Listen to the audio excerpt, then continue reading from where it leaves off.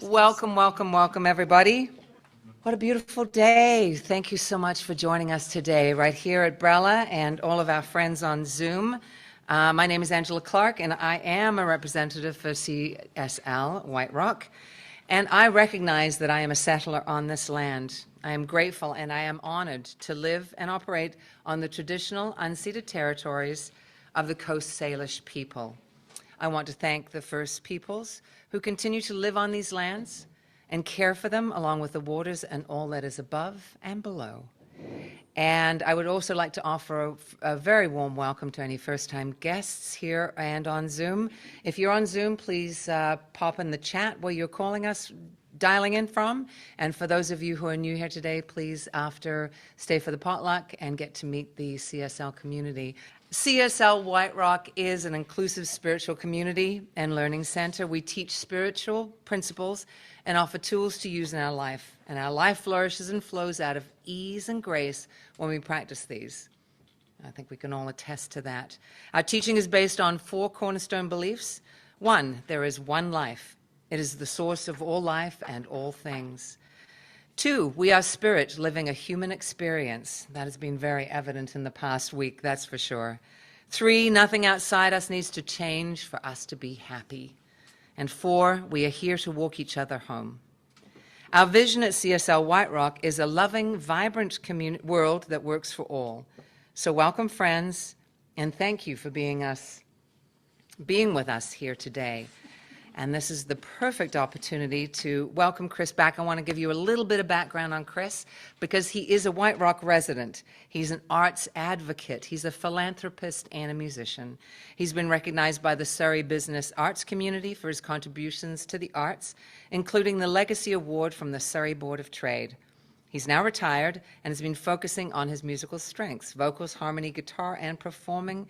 And this Sunday's rare solo concert will feature a number of songs from Van Morrison and Bill Withers. Please welcome back Mr. Chris Thornley.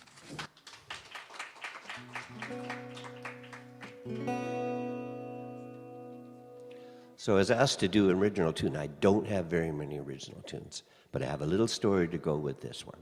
And it kind of goes with this guitar, too, because I got this guitar about 50 years ago at Ross Pawn Shop in beautiful downtown Wally. Around that same time, I met my beautiful wife, and we've been together for 50 years. And I wrote this song for her.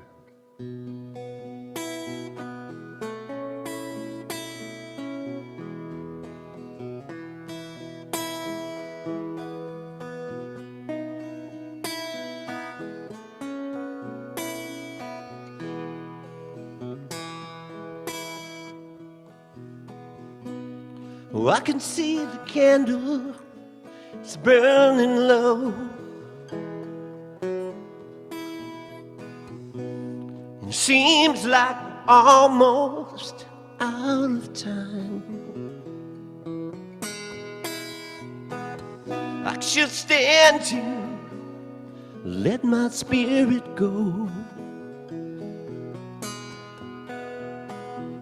Babe, don't you feel like dancing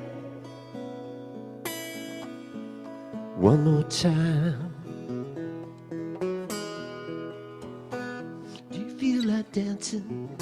Do you feel like dancing? Do you feel like dancing all night long? Do you feel like dancing? Do you feel like dancing? Do you feel like dancing all night long? All night.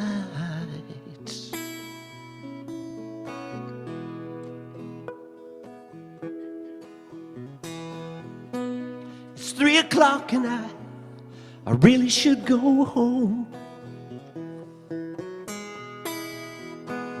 I can fit my feet into my shoes, I might make it out the door. Such a long walk and I just don't want to leave you alone. Babe, don't you feel like dancing some more. Do you feel like dancing? Do you feel like dancing? Do you feel like dancing on the floor? Do you feel like dancing? Do you feel like dancing? Do you feel like dancing all night long? All night.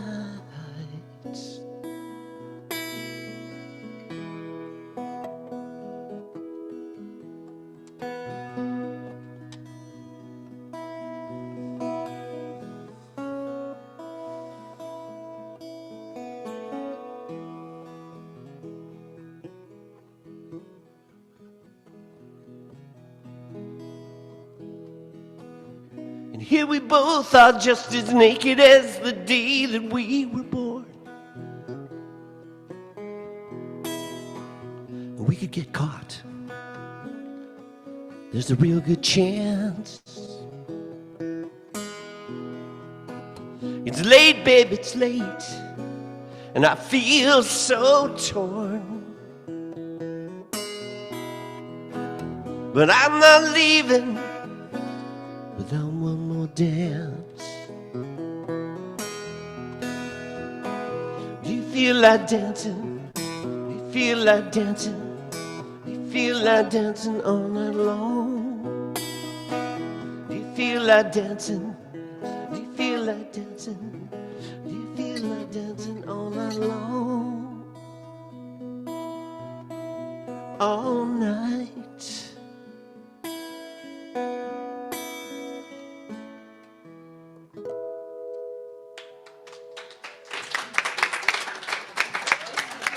Thank you. Wow. Must be amazing, Kathy, to have a love song written to you like that. That was beautiful, Chris. Thank you so much. And that is a love story for sure. Wow. Thank you so much, Angela. What a find to bring your friend Chris here. Wow. We're very fortunate. And welcome. My name is Tamara Rossander for people who are here for the first time or on Zoom. I'm the spiritual director here. Since March, life is coming along. I can't believe it's November already. Time is ticking by. I'm just taking in for a moment everything that's happened already up to this time. We've had our wonderful volunteers here since 9 a.m. this morning. Right? Thank you.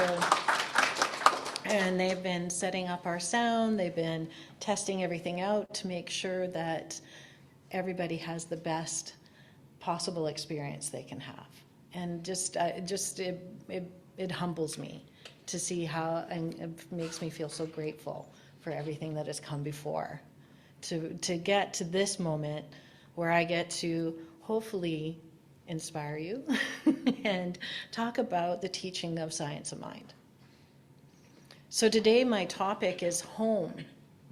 And I looked at the topic and I was reading it over and over again. And it took me a little bit to figure out what they had done with home. They had put the dot in between each letter. And I was like, it didn't clue in. But then I was reading through again. And what it was is home is healing opportunities manifesting everywhere. And how true is that happens in our life, in our home space? I don't know about you, but that is where I learn a lot. Whether it's through my relationship with my husband, my relationship with my children, even with my family of origin. And thinking about home and what it is and where we are in the hero's journey, as I talked last time, where we start our hero's journey at home and then we end up there as well at home, and we're setting our boundaries along our way. But this time we're talking about that middle section, that initiation phase of the hero's journey, where we are asked to navigate the trials and the tribulations that are necessary for our learning and for our growth. Now, I don't know about you, but this time of year, it starts to get a little bit, what's the word, frenetic, busy. Yeah, I see some heads nodding. Yes. As we start to think about getting ready for Christmas. And we just had our Thanksgiving, but for our American family down there in the South, they are gearing up for their Thanksgiving. I think that's next weekend. And it's a time where we start to develop and engage again with all of our family. And that sometimes brings up some emotion for some of us because it might not have always been that perfect place that we grew up, that ideal. What is it? What was it? Leave it to Beaver? I know, I'm aging myself. Right? We've all wanted that family life. And sometimes we might not have gotten that nourishment that we needed along the way. So this time of year can be a bit challenging and working through. And that is why here as our spiritual community, we're so fortunate that we can be together and to work through these things and to talk about our practice of our spiritual practice. I gotta move some things around here. One of my favorite authors, Richard Wagamese, he wrote this beautiful book called Embers. And he says, teachings come from everywhere when you're open yourself to them. That's the trick, really. Open yourself to everything, and everything opens itself to you. So as a child, we might not know that instinctually. We're learning, and if we've experienced any kind of trauma at home and working through that, it is always there for us.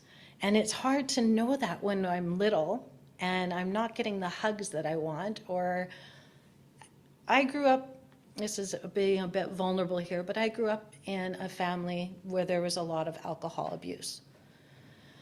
And as a little one, I went in, and this has been my role throughout life, to be the rescuer, to be the one that would fix everything, because then it would be okay. I could keep myself safe then. If I was able to manage how everybody else was doing, then I would feel better as a little one. And knowing that as I grew up, that translated into always trying and rescuing and saving my children or my family in different ways. And even still with my main relationship with my mother, there's still some healing to be done. And as a minister, they always say, never talk about anything that you haven't done all your healing with. You don't want to speak from that wounded place. And I was like, we're doing home? This whole month has been a challenge for me because there's places in me that are still not healed. There's still things that I'm working through every day to work on that, to make myself, not make myself anything. It is just to work through it so that I can feel better about who I am. Because at the end of the day, the most important thing, and I hope this is for you as well, is that I love myself. And when I can love myself, then it can ripple out into other things. And I don't need to be the fixer. I don't need to be the one who rescues everyone. I can step away from that behavior and learn how to do something a little differently. I was thinking about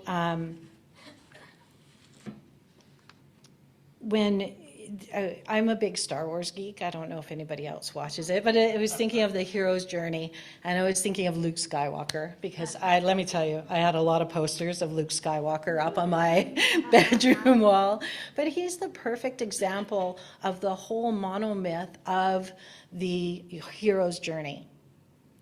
And if we equate kind of my story and with his story, and it's a little different, obviously, but we can find ourselves within it. And he started off as a young child dreaming of being a fighter pilot. And his uncle said, no, no, you need to stay home. You need to be here and help us with the farm.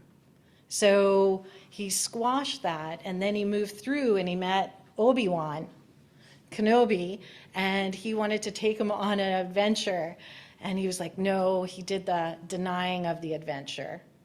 But then his uncle ended up being killed by the stormtroopers. They came in, and so then it opened up the door for him to go off and to be who he was, to learn, and with Obi-Wan, his master. And I'm lucky I have an Obi-Wan in my life, and that is Reverend Terry. I wish I could show you the picture. This morning he was giving me a little pep talk, and he sent me this really cute photo of him teaching, and he looks exactly like Obi-Wan. He's got his brown robe, he's teaching at Vancouver College. I was like, oh my gosh. But he learned then too, when Luke went through his phase of learning about what was out there, and he left home and went on his adventure to figure himself out into life, he became that Jedi Knight. He went through a lot to get there, but he was able to move through it. The other thing I wanted to say about from Richard Wagamese was there's some elemental thing about sweetgrass, tobacco, and cedar smoldering in the abalone bowl in the light of a single candle in the early morning dark. It reminds me of what is most important in my day: acknowledging and embracing the sacred. Without that, I can't walk out my door and discern the sacredness of other people. I can't be my own best self. Without that, I can't allow my limitations or allow others theirs. I can't be fair and loving and not judgmental. Without that, I can't feel the depth and wonder of the mystery everywhere around me. I can't experience gratitude, worship, or communion without that mystery. Those sacred moments of connection, when I choose to take them, are what set my feet on the path. I hope to take it right through my day. And some days, some moments, I stray from it, but I always know it's there.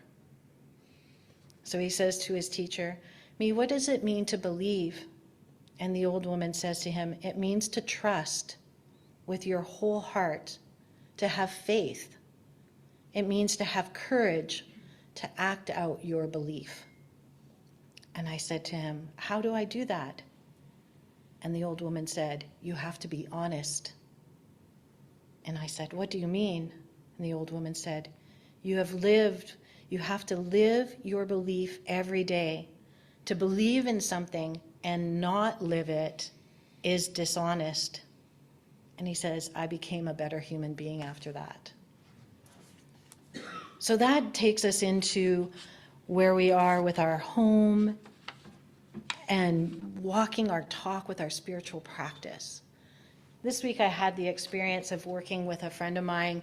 We do prayer in the morning, and she's a home expert. She works with flow in her home and works with others on that.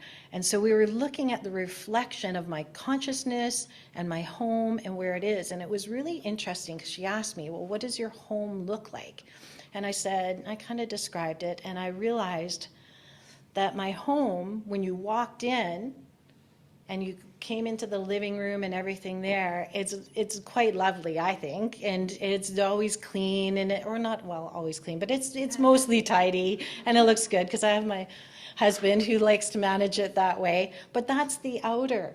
That's the outer. That's what people see. That's the image I want you to see when you come to my home, that is all put together because I'm in control. Because remember, I like to fix things. I like to be that person who has that. But then you walk down the hall, open the door of my office, let me tell you, that's a whole different ball game. I have piles, I have pads of paper, I have books everywhere. And so she said, well, let's just take a few moments and see where you go with this. So it was interesting. One moment, she was late coming on for our prayer, and the next thing I knew, I started cleaning a closet. And then I realized as I was cleaning that closet and I was being very mindful about where I was putting things, I was able to donate a couple things. I was able to move things around to make more space for my books, because I only have, what did you say, Tony, the other day? He thinks I have at least 1,000 books minimum throughout the house. And and I was able to do that. And all of a sudden, I felt a little bit better. I felt a little clearer. And then I realized, even as moving into the spiritual director role, I had a bunch of really negative thoughts about it. Who am I to do this? How can I do that? Is anybody going to want to listen to what I have to say? And then I would have maybe some of my family going, I don't know why you do this. Nobody else does this in our family. Or, maybe does this just, well, I get whatever, honey, if it floats your boat. And I'm like, what? So hence, still some healing work to do with the family. And yet, I know that they love me, and I know that it's there. And sometimes I misstep and I say the wrong thing. So it's, again, going back to, if I'm doing my practice in the morning, if I'm being mindful, if I'm doing my meditation or my prayer or my journaling or whatever it is that works for each person, then that's when I take that sacred self out into the world. That is when I show up in that place of love for myself, because I've given myself that time. I've given myself that self-care. And my mantra that one of my whys of why I became a minister and what called me into this teaching was that I wanted people to remember and fall back in love with themselves. Because we sometimes close that door and we forget to love ourselves and nourish ourselves throughout. What have I missed here? Oh gosh, I've lots. See, this is how my brain works. It's a little messy. It's a little messy. So things happen in our life and happen in our home, but yet if we can practice and be mindful and go into the flow, and sometimes it's even tuning into our body and allowing that. That morning, it allowed me to clean my closet when she was late, and that's not something I'd planned to do, but it was something that called to me, and I listened to that inner voice. I said, okay. And that's when I can clear out the chatter and know when is it that divine guidance. I think Dr. Edwards said the other morning, he was talking about from the 365 of Science of Mind, about listening to that divine guidance. And the longer or the more often that we tune in, we can hear that voice clearer and clearer, so that it's like when I go into a room and then I can hear that voice and I can find them, because I've cleared away all that other chatter, and I can tune in to that person and to knowing who they are. And that is my inner guide, my inner spirit. So it's acknowledging our sacred self and that divine guidance within. And the other thing is, what it requires is a willingness. So, am I willing to do my spiritual practice? Am I willing to show up messy? Am I willing to show up in a way that moves people? Or am I willing to show up in a way that maybe confronts things? And sometimes I choose that confrontation because that's what I know. It's easier to do that. But then it's stepping back and realizing, okay, was that helpful? Was that kind? Wasn't that what Reverend Savannah said a couple weeks ago? Asking ourselves if it was kind, if it was helpful. But the one thing I did want to say about what it requires, whoops, and Angela, I just lost all your papers, is faith. Ernest Holmes, he wrote in Living Without Fear, there is the question, however, which naturally arises. Why is there all this suffering, sorrow, and pain? Why is tragedy accompanied the journey of the humans? Again, our imagination may answer this question in a somewhat plausible manner. There is no other way through which true individuality can evolve. Humans must be let alone to discover themselves, else be compelled arbitrarily to follow one road in which the cause they would be, otherwise if they just listened to that, he was kind of, I'm paraphrasing here a bit, they would be an automaton and not an individual. So each of us are on that path. And what drew us to where we are today is because of our family, because of that home that we started in. And we may judge it bad, good, but it doesn't matter because it is what our experience was. And we know in this teaching there is only good. So, and I know sometimes that's hard. It's like, oh, Tamara, don't put those rose-colored glasses on. Like, I can't say everything is good. Like, do you see what's happening down in wherever it is?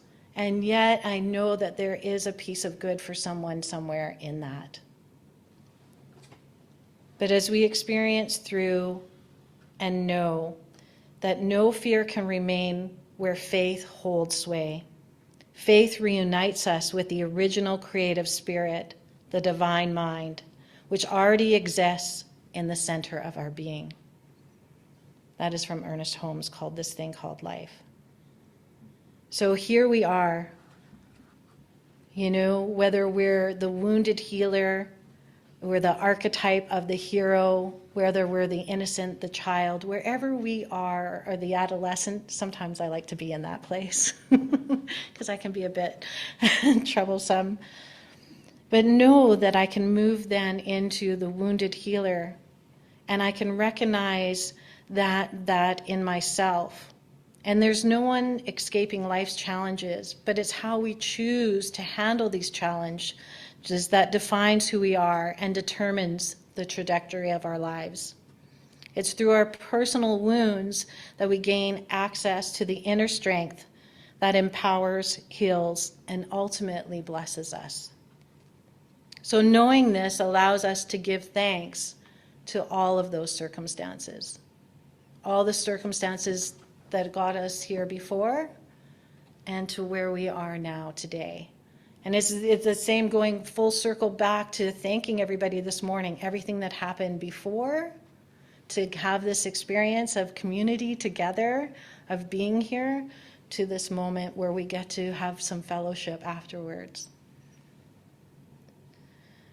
So this week, maybe for some thoughts for yourselves, is think, what were some of those early defining moments in your life?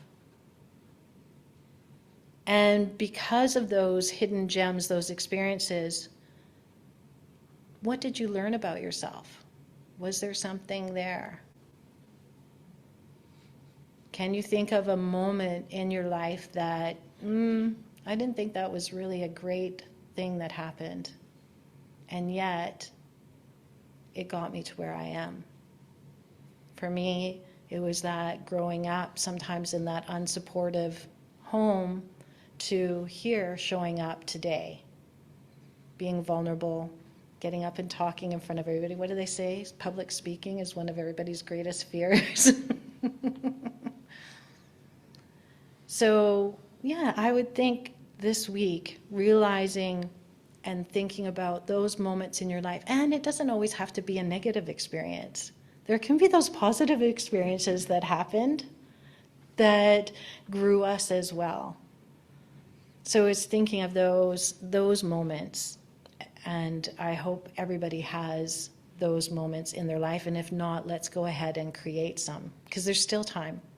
There's still time to create the home that you want, the home that will be beneficial to you for growing and loving, and look around it and notice what's going on in there. And is it that, because what does Ernest H.O.M.E always say about, our mirror out? It's not necessarily just with people, it can be our space too, mirroring out our thoughts, our consciousness. So with that, just ask you each to take a moment now, and we'll close off in prayer. Knowing this truth that there is one life, one love, one universal divine power that is operating in, through, and as each of us here today. So today, as I speak my word of truth, I know this for myself and I know it for each person listening. So today, I claim the joy and the excitement and the love that is here in the world. I know the endless possibility and the abundance of this life, that each day I choose to walk this path. I take time, I nourish myself, I nourish that little inner child inside of me as I grow and go forward. And I walk this path of my sacred self. I am so grateful for this day, for this time, for this teaching of knowing this truth of who we really are. And I allow it to settle into my heart space, into that divine wisdom that is operating right here, right now. As I breathe that in and knowing that love is, it is life, it is joy.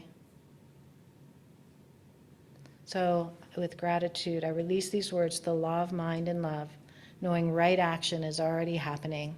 I let it be so, and so it is. So, as Janet so wonderfully spoke to us earlier about the fact that this is an incredibly generous community, you know, to us and out again. So, the spiritual practice of gratitude, of sacred giving, begins with the recognition that it's part of our nature to give and receive. Our inner life deepens when we make a conscious plan to give. We experience greater satisfaction when we are part of that flow of life. There it is. Everything's just tying back today. It's beautiful. At CSL White Rock, we teach that giving is not a practice we should do out of a sense of obligation, but something we choose to do. And again, everything that we choose to do with a generous nature is just so easy. So if you wouldn't mind, if you want to join with me in this affirmation, I am grateful for my life. I am grateful that all I need flows from me effortlessly. Sorry, I didn't help that. I'll do that again. I am grateful all that I need flows to me effortlessly. Through channels expected and unexpected. I am the instrument of this prosperous life. Oh, I really like that.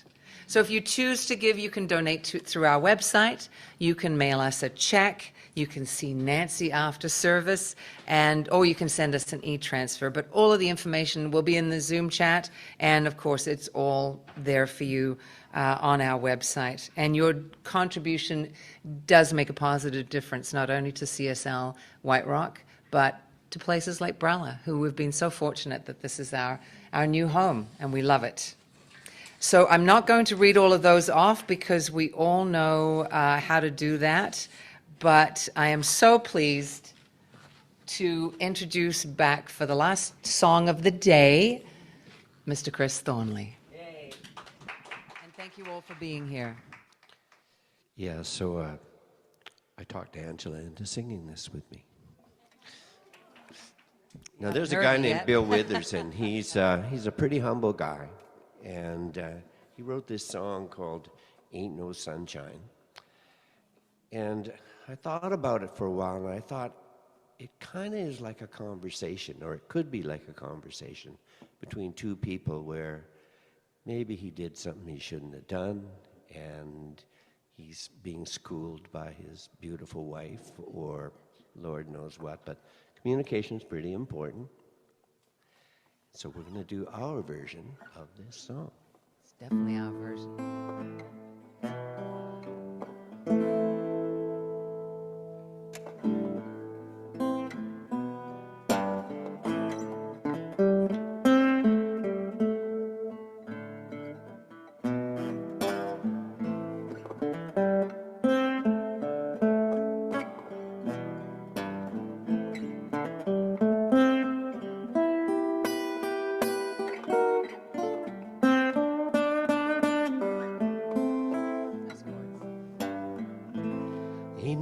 sunshine when she's gone. And it ain't warm when she's away. There ain't no sunshine when she's gone. This house just ain't no home anytime she goes away. Wonder if he's gonna stay. I wonder this time where he's gone. Ain't no sunshine when he's gone. He's always gone too long. Anytime he goes away. I wonder this time where she's gone. I wonder if she's gonna stay. There ain't no sunshine when she's gone. She's always gone too long. Anytime she goes away. And then she turns to me, looks me right in the eye, and she says, You know, you know, you know. I said, I know, I know, I know. You know, you know, you know. I said, I know sunshine when she's gone. And it ain't warm when she's away. Ain't no sunshine when you're gone. And you're always gone too long. Anytime you go away. Anytime she goes away. Anytime he goes away. Anytime you go away.